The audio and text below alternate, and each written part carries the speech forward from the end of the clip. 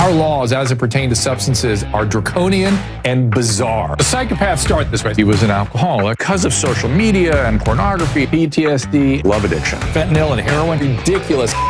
I'm a doctor, for Christ's sake. Where the hell do you think I learned that? I'm just saying, you go to treatment before you kill people. I am a clinician. I observe things about these chemicals. Let's just deal with what's real.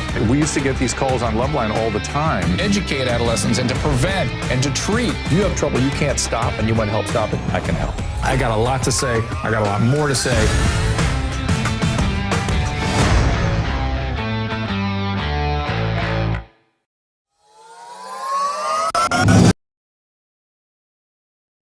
Hey, everybody, welcome to the show. Today, my guest is going to be Scott Adams in just mere moments. We are also on Clubhouse at this moment, and if you want to come up and talk to Scott or myself, you raise your hand there, and I'll call you up to the podium. He and I, I'm certain, will chat for a while before we start to take any calls, so just bear with us on that. Susan, can you tell me exactly what's going to happen with YouTube versus Rumble today? Oh, well, as everybody probably knows, and hi, everybody on YouTube. We're trying not to lose our platform. We've had 2 strikes. So if we get another one by using the I word or the H word or the Z word or the whatever word it is that's on the blacklist, it's so ridiculous. They'll give us another strike and then we lose our channel, which we don't want to do, but they've already screwed up our algorithms. But anyway, so what we did is we set up an account on Rumble, and our numbers are phenomenal because they're not blocking our viewership. And also, we are on other platforms where you might find your other friends on Facebook, Twitch, and Twitter, which is Periscope. So Drew will be able to see the Rumble comments today because I set up an account for him. So we'll be looking at it. But if you want to head on over there, I'm gonna send the links shortly. But I don't know when. Let's get started for a few minutes. Let everybody load in, and then we can explain again. Okay. Can I talk to Scott here on YouTube? Is that okay? Yeah, you could talk to him. Just don't use the words. Okay. All right. They're going to get us. Welcome the great Scott Adams, the creator of Dilbert. He's a hypnotist, an economist, a persuasion expert. He has a daily stream at 7 a.m. Pacific time that you could find just at YouTube or go to Locals Scott Adams, and Real Coffee with Scott Adams is, of course, the YouTube page. And I recommend Locals because you not only get the equivalent of the YouTube stream, you get extras after he leaves YouTube, and in addition, lots of other sort of educational programs, such as persuasion tips, correct? Yes, creativity, success, persuasion, anything you want. My deal is I'll make your life better. That's my challenge. How dare you try to do that for people? That I mean, just the hubris to be able to even think that you could do so. You'll get attacked on Twitter just for saying it. I know it does seem quite arrogant of me to imagine that I might help another fellow human being. Tell them how you got involved in how you got involved in persuasion and your hypnotist training and all that. Because again, Scott's talent stack is pretty tall. As I said, economist, cartoonist. He's had many different careers, many different experiences, even though he gets accused of being either a cartoonist or a hypnotist. There's the book, Loser Think, if you want to understand how not to get stuck. He's addressing the psychology of how would you call it, cognitive dissonance, or just the psychology of just negative thought processes? Well, I like to explore the places where people have illusions, where they're literally just imagining something that doesn't exist. So that comes in many forms, from confirmation bias to cognitive dissonance. It's sort of the whole study of psychology and hypnosis is the belief in things that aren't real, one way or another, and how you get there. So that's what's fascinated me forever. To your earlier question, my mother gave birth to my younger sister while my mother was hypnotized by the family doctor. And allegedly, and of course, I wasn't there, so if you want to be skeptical about this, you're within reasonable grounds. She said she didn't have any painkillers. Now, she could also not remember that. I suppose that's possible. But she said she was just hypnotized, didn't feel any pain, gave birth. And I was so impressed by that when I was a young man in my 20s and when I had a chance, I found a hypnosis school and signed up and became a hypnotist and found out what that was all about. And part of your interest in hypnosis dovetailed into persuasion, which is sort of a subset topic, right? It's not necessarily the same topic. Is that true? Well, I would say persuasion is the big topic, and hypnosis would be one skill within it. The others being sales and marketing and, any variety of coercion. Coercion. Well, coercion if you have bad intention, and it's selling if you're at least trying to break even with the other person, you both win something. And ideally, you're just helping somebody if you're persuading them towards something that's good for them and doesn't help you that much. I think it was you that said that the Dale Carnegie, how to win friends and influence people, is still sort of a cornerstone of all this. Yeah, if I had to pick two things that were, I'm going to give you three things that were most transformative with the least amount of work, right? So you don't have to get like a whole college degree for 4 years. One was hypnosis, several weeks, and you learn it. The other is the Dale Carnegie course that teaches you to speak in public comfortably, but way more important, it teaches you to do anything with people comfortably. Walk up to somebody at a cocktail party you've never met. It gives you a little formula for what to do that you don't believe could possibly work until you practice it, and you see it works every time. And it just makes you comfortable in all these places that shy people really need a lot of help. And that certainly was my case. And the last one is business writing. Literally a two-day course on how to make simple, clean sentences, which you also will take into your verbal communications. And you get those three things right, you know how to persuade. Hypnosis kind of teaches you, how the brain is mapped in a sense, so you know what works and what doesn't. And then how to communicate and and how to deal with people. And you really have a strong start for just about anything if you have those three things. I would imagine that with that background, you can sort of see through the production of, or how fake news is created. I just saw something happen to me just today. You alerted us all to something this morning on your stream about, we'll talk about it more over on Rumble, but how the vaccine, not just the mandates, but the passports are going to be discriminatory. And I raised that issue because I'm concerned about it. And I had raised it probably a month ago as well, and was crucified. And all they did that time was turn what I said into some sort of lack of understanding that sub-Saharan Africa has a mandate for yellow fever vaccines. Literally, that's what it turned into. That was the fake news, and that got reproduced a million times. Yeah, the good news and the bad news about the wokeness stuff. And by the way, I'm generally in favor of referring to people with whatever terms they think is respectful. And if they want to update them, I'm fine with that. I think that's just manners. That has nothing to do with anything else. But the problem is that it eats itself. There's a very predictable cycle to it, where at some point it has to go too far. And when you see it everywhere and it affects every decision, that's when you know it's probably going too far. And so part of let's say the persuasion, and of course the point we're making here is that Black Americans are less vaccinated. So if somebody comes up with a passport, you have to have a vaccine to get into some venue, it's going to be accidentally, nobody intended this, but accidentally severely racist. I mean, just maybe more racist than, name one other thing.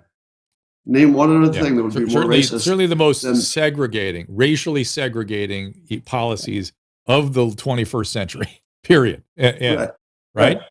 Yeah, but of course it's accidental. And I like to point this out, that there's no such thing as a big policy that affects a lot of people that isn't racist, accidentally. Because, we're all different, so you get these different outcomes. So, but this one's an especially bad one.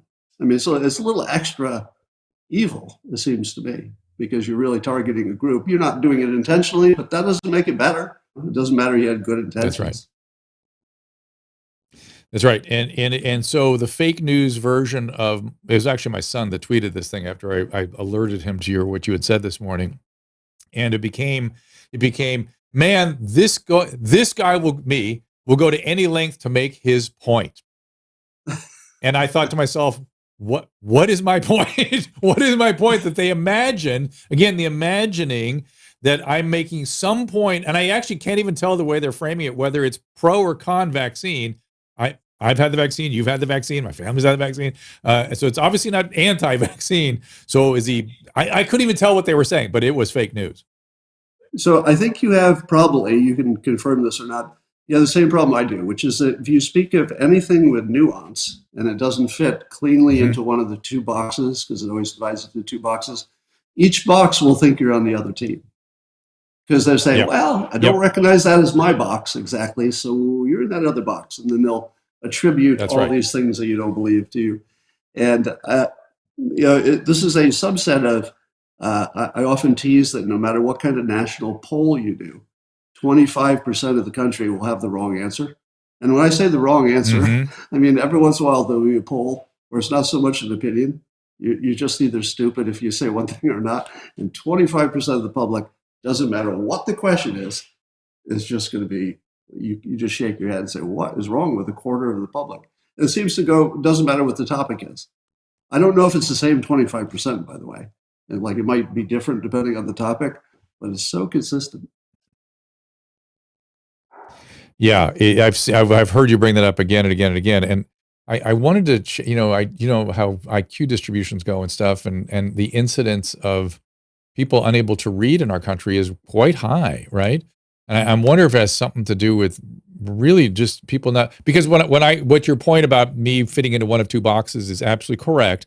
However, what I'm seeing people do is they seem to have lost the capacity to read. They literally can't read what I wrote in a tweet, and it becomes distorted, right? See, that would have been the point of view I would have taken too before I learned hypnosis. So once you get deeper into it, it's probably more likely that there's some kind of cognitive dissonance going on. Or maybe that's not the exact thing that's going on, but it's not that they can't read; it's that their brains have become blind to the message. So if you gave them the same, let's say the same reading level comprehension test on something they didn't care about, they'd do fine. It's just the caring about it that makes them not be able to see it. I think you're absolutely right. I should, I wish for something different. It's just not the way it is. Well,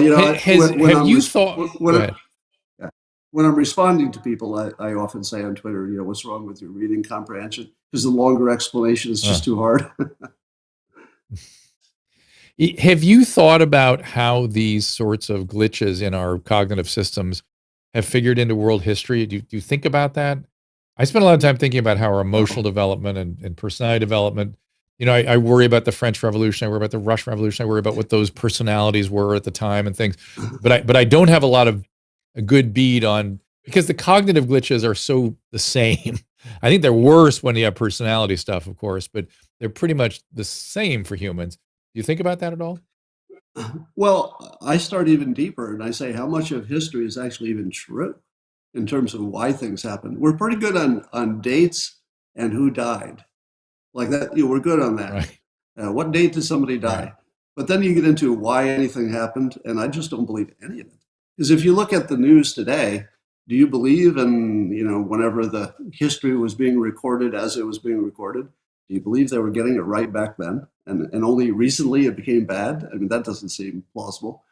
So I would imagine, and of course, you have the Eurocentric history and all the winners write the history. So we don't even know what the history is. That's the first problem. But secondly, I wouldn't be surprised that if you had some omnipotent way to look into every historical event, that you would find that there was a cognitive error that was behind almost every major decision or event, at least on one side. There might be a sane side and a crazy side. I feel like you always need a crazy side, or a lot of the big things don't happen, your wars, etc. Yeah. You got to be crazy to do that, quite literally, right? Interesting. Yeah, or I guess it depends what you call crazy. I mean, right. I suppose anybody who's a genocidal maniac is crazy by definition. Right. Speaking of how history is recorded, Elon Musk mentioned you yesterday or today?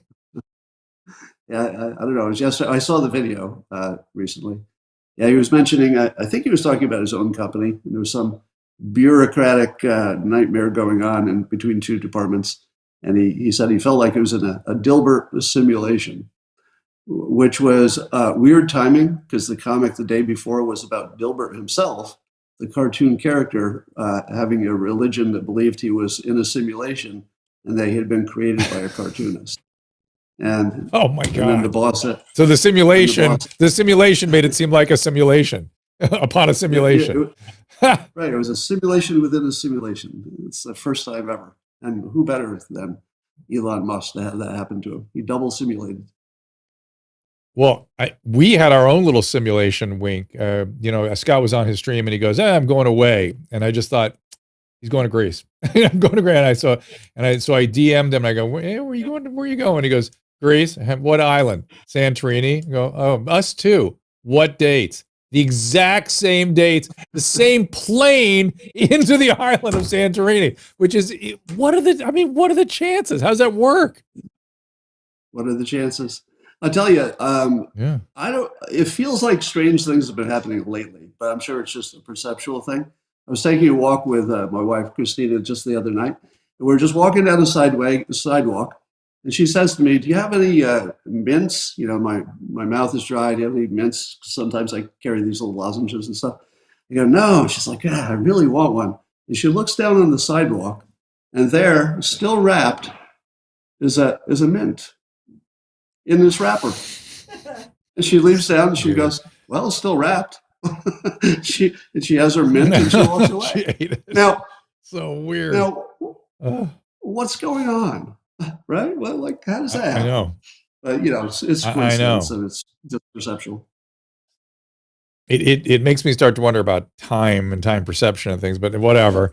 And then we had 2 great dinners in Greece, and it was sort of the highlight of our trip, and flew on the same plane into the island, which is just the weirdest thing. But anyway, thank you for that. We had a great time, and thank Christina for the pleasure she brought us and getting to know her. And for those of it, I know Christina doesn't like the cameras and the public stuff, but she's an extraordinary person, and she should feel very comfortable being out there. She doesn't like the limelight. She just likes to do her thing. So today she's off flying, learning instrument flying, which, if you know anything about that, she does really hard. I just know it's hard, and she does stunt flying, as I understand, right? Yeah, aerobatic stunts. Yeah. Oh my God. And it scares the hell out of me, but I try to be okay with it. I bet. Susan's afraid just hearing about it. Susan, do you want me to head over to Rumble, or can we continue here? It depends on what you want to watch. Talk about. Okay, so just explain to all the new people who are here and the Rumblers. We started this new platform in Rumble because it's not censored and they're pushing our information. We have 750, maybe 800 people over there right now watching. I by the way, can't see the chat. Oh yeah, Rumble. Go to click on the turn it on and then go to Rumble and then scroll down. Scroll down. So anyways, anybody who's on YouTube, we love you. We want you to come over to the other platforms, and I've added the link to all the different platforms: Facebook, Twitter, and Twitch, which is our regular, and also Rumble. If you don't have Rumble, sign up. If you want. But in the meantime, head on over because we're gonna talk about things that might have controversial words attached. Well, I will tell you. Did you get it to come up? I just got this. Oh, there's the live chat. Okay, I've got it. I've got it. I do see the live chat at Rumble now. Okay, good. So Drew can see your magic cord said at the beginning. Somebody named Terry Tarantula said, "Yes, I see he that." was a call center manager in the 80s through 2000. You were a major part of my work culture. Cannot thank you enough. Magic cord said had a comment. So, anyways, we can see your comments over there, and Drew can now see them. And then we see everybody on Restream as well. But we will have to say goodbye to YouTube followers right now, and hope that you can make it to the other side. The other side being Rumble, Twitch, or Twitter, or Facebook. Yeah, I'm going to post that. Because here's what I want to talk about. I know you've been getting shit for talking too much vaccine and mask. I want to get into that a little bit and indulge you on that a bit. Yeah, we want to talk about anything we want. I want to talk about Governor Cuomo a little bit. And I'm sort of surprised you haven't been more. You pointed out some delicious stuff with that, but I've been surprised you've been pretty circumspect in terms of marching into that. And I want to talk about Dunning-Kruger and cognitive dissonance. So we got a lot of stuff to get into. And then also, didn't you want to talk about I don't know. Never mind. Right. I think there was also a poll that Scott took that Caleb was really interested in seeing how that turned out as well. Caleb, you want to tell us what that poll was? Voice of God, Caleb? Which poll? We can't. I don't know. Remember he said he took a poll and he said, oh, that was really interesting. Anyways, no, Scott does it. But anyways, we'll say goodbye to everybody and not wasting more time talking about this. And see you there and open up our minds. See you over at Rumble. So